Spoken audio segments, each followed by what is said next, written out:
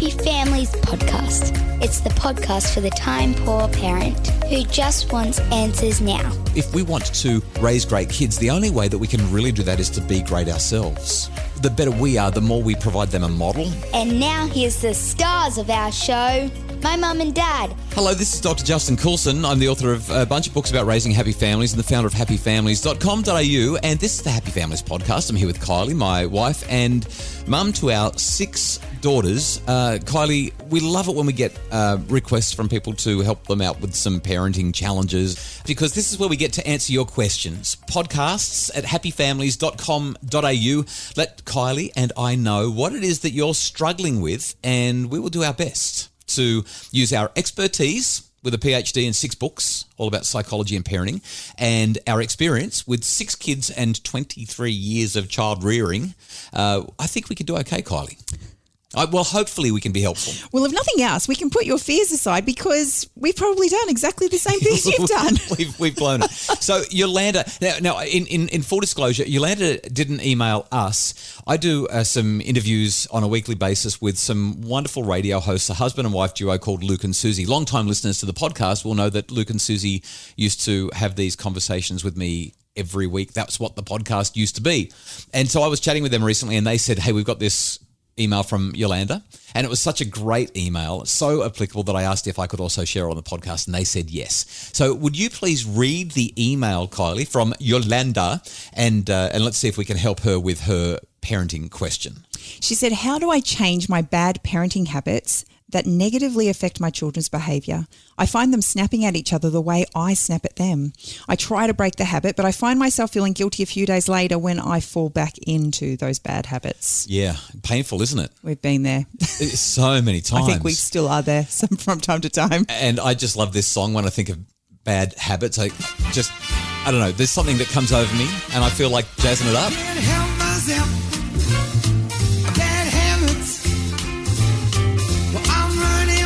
You know the one.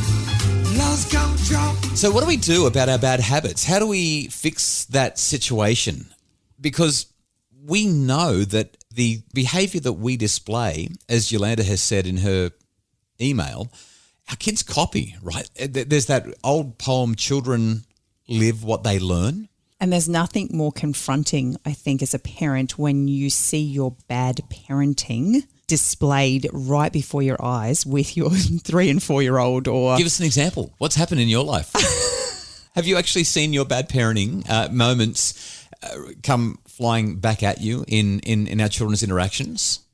I can't think of anything right now. Oh, I can. So I used to, and it's very, very rare that it happens any longer because I'm a parenting expert, but I used to really just blow my cool. And every now and again, I would even call the kids a name. And when you hear them doing it to one another, it's like, oh my goodness, this is devastating.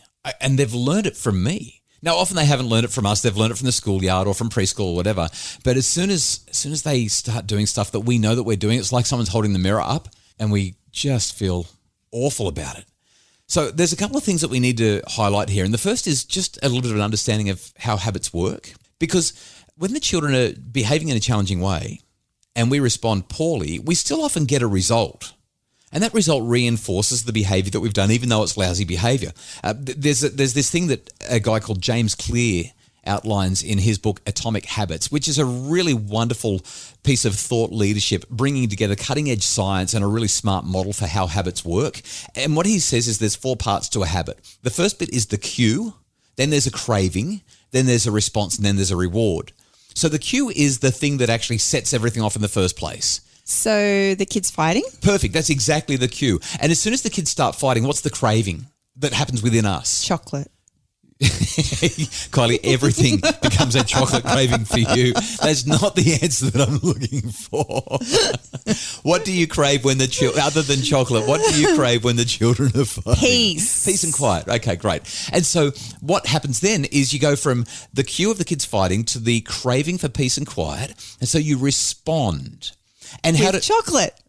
This brings peace and harmony to the home and obesity, but let's not go there. So how else do you respond to the kids fighting when you're craving peace and quiet? What's the standard response when I'm not thinking about anything else except for peace and quiet is I usually explode and tell them that they need to be quiet. Which is ironic because it's hardly peaceful and quiet when you do that. But not that you do that very often, of course. But the standard parenting practice is that. And then the last part of that is the reward. And what's the reward that comes once you've exploded and yelled at the kids and told them they're all good for nothing, and if they don't stop fighting, you're going to send them to their rooms, et cetera, et cetera? Well, they usually will stop. Yeah, usually, even if it's only for a couple of minutes. They're like, oh, we've really upset mum. Of course, we're using this hypothetically. This doesn't happen in our perfect household, right? Never. Never. But this is kind of how the habit cycle works. And because they've now gone quiet, that reinforces the cue, craving, response, reward loop. And pretty soon, as soon as the kids start to get stuck into each other, the immediate response is that we blow up. Why? Because we know that we're going to get resolution. It's going to be really fast. But we're teaching bad habits. We're not helping the kids to work through things in any kind of an effective way. And I guess there's one other thing that I want to touch on now that we've talked about the psychology or the theory behind habits and how they work and the practical aspect of that. And the other thing that I really want to touch on is this. You mentioned that when the children behave in a bad way, that's a reflection of bad parenting. Now, sometimes that's true, but it's not always true. Sometimes kids are just having a lousy day, and it doesn't matter how good a parent you are, the kids are having a lousy day. And I can't emphasize this enough. The product of parenting, that is the outcome of parenting, the product of parenting is not the child. It's the parent. Incidentally, the child may be an outcome of parenting, but there's so many other influences on the child that affect how the child turns out. The real product of parenting is us. And if we want to raise great kids, the only way that we can really do that is to be great ourselves. The better we are, the more we provide them a model, but even then there's no guarantee, but at least we've been better ourselves. So let's take a quick break, and after the break, we'll come back and talk about some specific things that Yolanda can do to break those bad habits and set herself up for success next time everything blows up at home. It's the Happy Families Podcast. Are screens creating tension at home? Tweens, Teens and Screens is a webinar to guide families to healthy, safe super screen solutions. Buy it today at happyfamilies.com.au/shop. It's the Happy Families Podcast, the podcast for the time-poor parent who just wants answers now. And today we are dissecting Yolanda's question about how to break bad parenting habits. So I've got a couple of really quick answers, and I reckon you've probably got a few things to throw in as well. Well, there's this notion that, gets bandied around all the time. It takes 21 days to break a habit. Is there any truth to that? No science supports that at all. In fact, the best science on this shows that depending on what the habit is, it will probably take quite a bit longer to make a habit. And habits are hard to break. Chicago sang about that. Remember the song? I'm addicted to you, babe. You're a hard habit to break.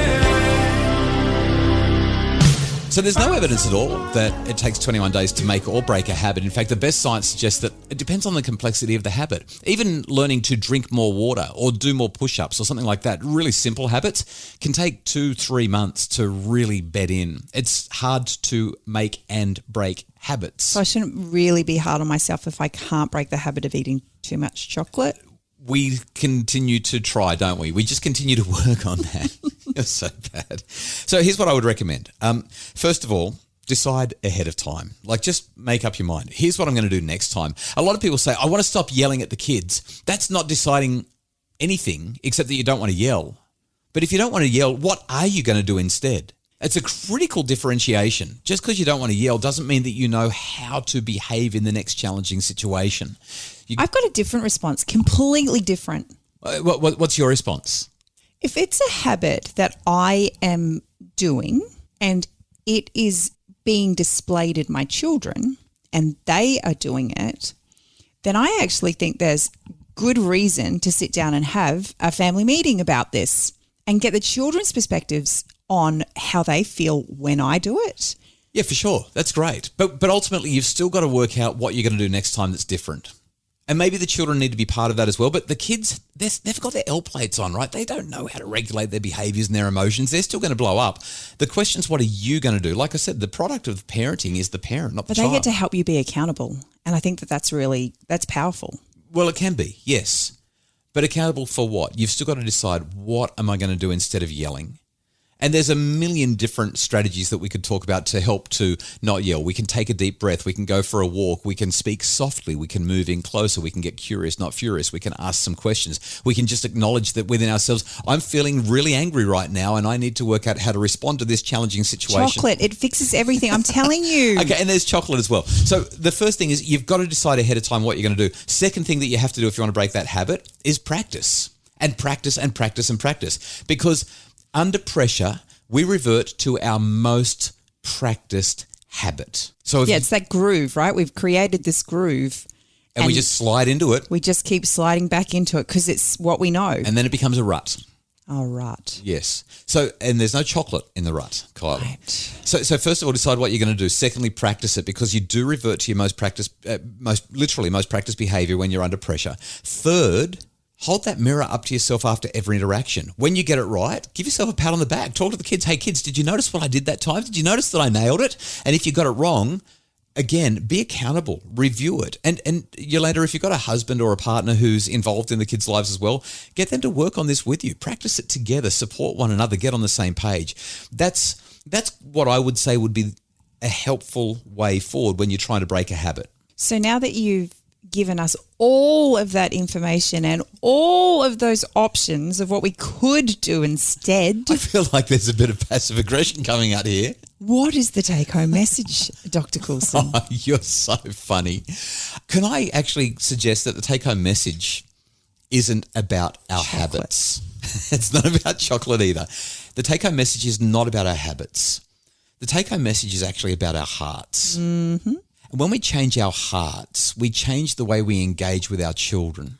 If we can practice all of those important virtues like patience, long-suffering, and goodness and kindness and charity and forbearance and compassion and gentleness and love, if we can practice those because they are in our heart, our children cannot help but be drawn to us because they feel unconditionality. They feel our absolute and complete love.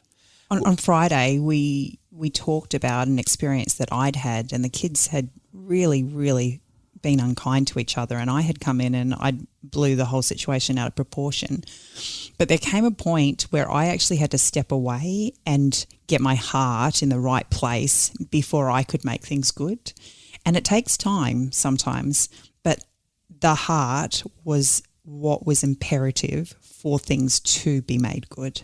We really hope that you've enjoyed this podcast. We hope that it's helpful for your family and that it makes your family happier. Yolanda, thank you for letting us use your email in our podcast. If you've got questions, we welcome them via podcasts@happyfamilies.com.au. Hey, thank you as well for making us the #1 parenting and family podcast in Australia. The recent Australian podcast ranker came out, and we're the #1 podcast when it comes to families and parenting. It's your 5-star ratings and reviews that help people to find out about the podcast and lift it up the rankings. So we really appreciate that you listen. We really appreciate that you jump onto Apple Podcasts and leave the ratings and reviews. And we really appreciate the wonderful opportunity is to be in your lives, to be in your homes, to be in your families, and to do our best to make your family happier. The Happy Families podcast is produced, as always, by Justin Rulon from Bridge Media with Craig Bruce, our executive producer. And if you'd like more info about making your family happier, you can find it at happyfamilies.com.au.